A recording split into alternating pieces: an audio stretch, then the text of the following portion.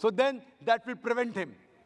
So what he thinks, okay, fine, Islam may be good, but I don't want to stop my alcohol. I don't want to stop going out flirting with girls. I don't want to stop having pork. So when you learn, there may be certain hitches that may come.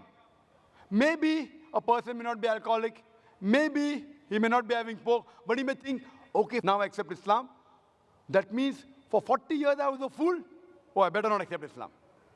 Some may think, if I accept, what will my friends say? What will my mother say? What will my father say? So all these obstacles, sister, only if you can overcome these obstacles, can you accept the truth. So therefore, what you have to realize, that the message is clear. The message is logical. It's absolutely clear. But there are other things which are there in the baggage.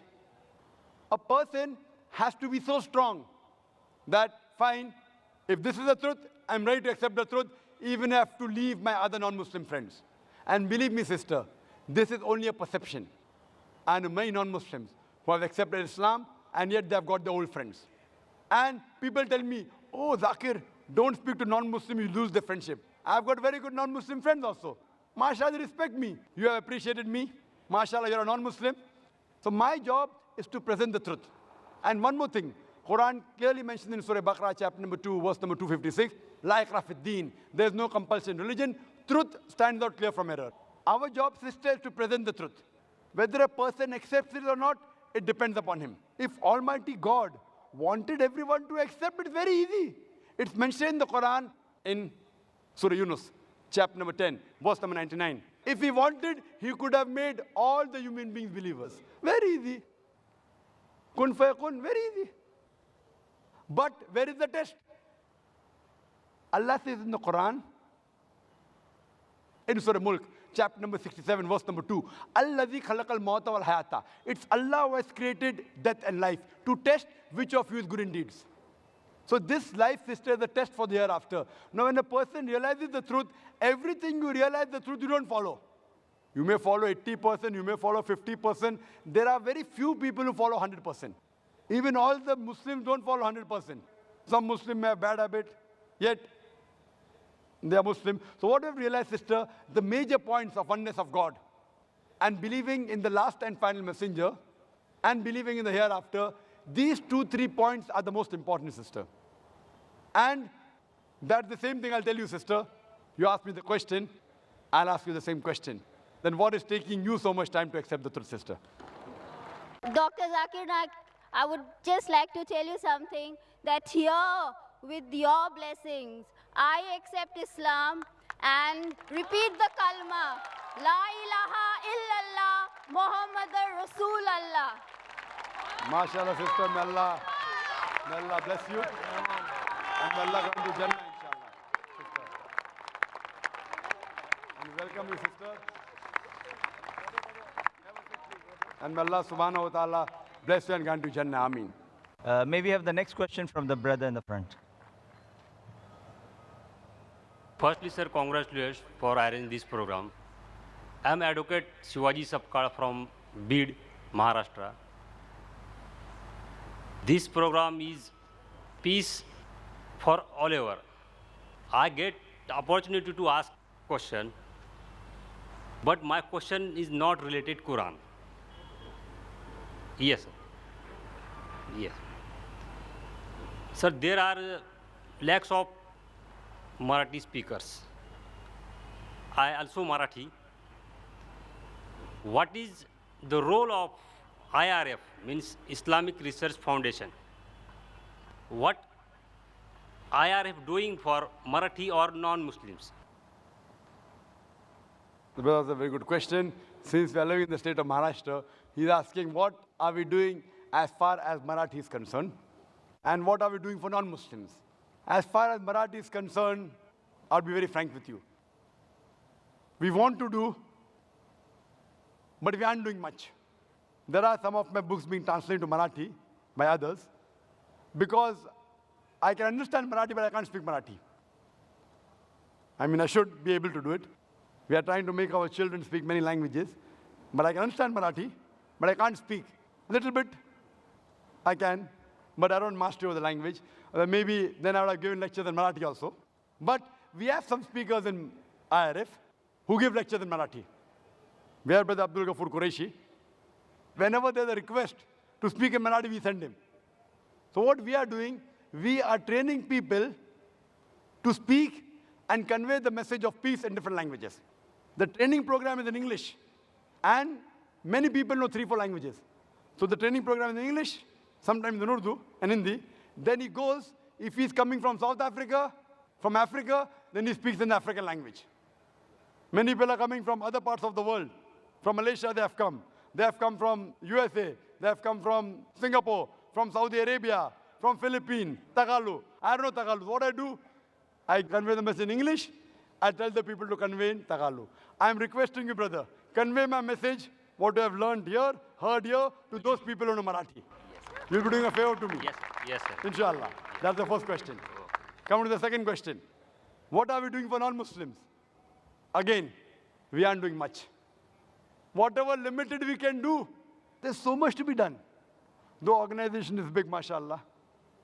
We have got more than 2,000 volunteers. Yet I'm saying we are doing nothing. We are a very small organization. Very small. We have organized this conference. We are giving first chance to non-Muslims, because you are a VIP guest, a special guest. You today are more closer to me than the other Muslims. Why? Because I have to convey, Allah will ask me on the day of judgment, have I conveyed the message or not? So I'm trying my level best to convey personally on this level. Furthermore, this conference, the 10-day conference, we have invited non-Muslims, and we mentioned in the posters, all faith welcome. People of all religion welcome. But in question and answer session, we give them first preference. We give them priority, so that the doubts can be cleared. Even the Muslims have got doubts. The Muslims, they get angry with me. Brother Zakir, what about us? Afterwards, kal dekh lenge, no problem. Okay. Kal matlab abhi kal ne, ab 10 din ke baad dekh lenge. So what we have, besides giving the message here, maybe there are tens of thousands of people here now. MashaAllah, tens of thousands of people. But there are more than 60 million people watching live. But yet, we are doing nothing. IRF per se, Islam Research Foundation, what we should do, we are doing very little. But we are trying our level best. And we pray to Allah subhanahu wa ta'ala that may He accept our humble effort that we are doing in trying to spread His message to the world. Hope that answers the question. Wish you all the best for your organization, sir. Yes, brother, the next question. My name is Sahil. I'm a graphic designer. I'm a poet. May peace be on you, Dr. Zakir. I always wanted to say this. I've got a chance by God's grace today. I love you, Dr. Zakir. I love you very, very much. And I thank you. May peace be on you too, brother. And I thank you I too love you, brother. I too love you, brother. Thank you. And I thank you for the ample amount of knowledge I've got going through your lectures, from my friends, from my sister Nagma. And there's a slight bit of confusion between the word of God and the people who believe the concept of Judgment Day. Like, there's a small question. We believe, like the Muslims believe, that on the Judgment Day, the dead will be put life in them. And some of the Muslims believe that it will be on the first night in the grave that the dead will be put life, and there'll be azab and questions and answers in the grave. So I just wanted to clarify this. That's it. The brother asked the question that the difference of opinion, will life be put on the day of judgment, on the day of judgment resurrected, or will it be in the qabr? Brother, if you read the hadith, there is mention of the azab of qabr.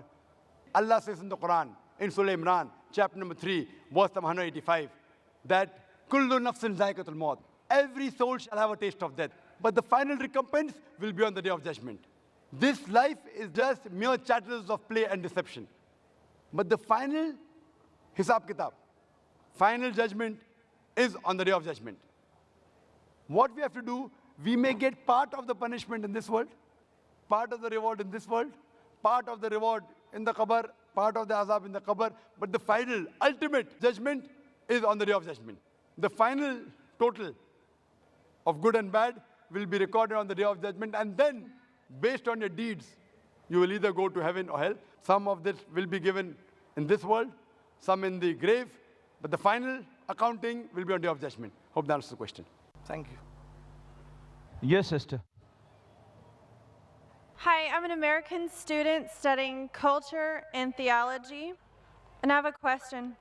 You said Jesus never claims his divinity, and that Jesus was only here for Jews, but the Bible says, "Tell us if you are the Christ, the Son of God."